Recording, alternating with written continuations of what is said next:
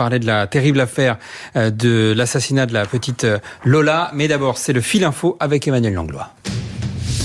Et près de 2 ans après la violente agression du jeune Yuri, 15 ans, sur la dalle de Beaugrenelle, dans le 15e arrondissement de Paris, 13 adolescents sont renvoyés devant la justice. 6 d'entre eux seront jugés pour tentative de meurtre, les autres pour complicité, association de malfaiteurs ou encore pour violence.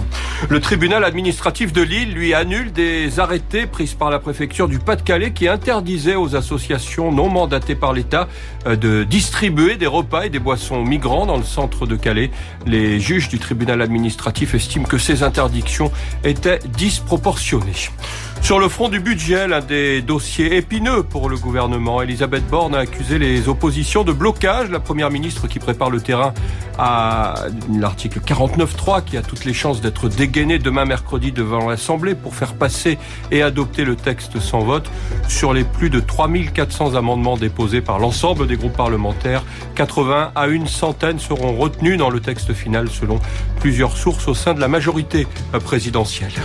La grippe, elle est dangereuse et pas seulement pour les personnes très âgées. C'est le message que veulent faire passer les autorités sanitaires alors que débute la campagne annuelle de vaccination. Elle concerne les plus de 65 ans, certes, mais aussi les femmes enceintes et les personnes atteintes de certaines maladies chroniques. À l'étranger, ces nouvelles frappes russes qui ont touché plusieurs villes d'Ukraine, dont la capitale Kiev, alors qu'hier déjà une vague d'attaques similaires avait été menée, notamment à l'aide de drones suicides. D'après le président Volodymyr Zelensky, 30% des centrales électriques ukrainiennes ont été détruites. France Info. 20h, 21h, les informés, Jean-Rémy Baudot.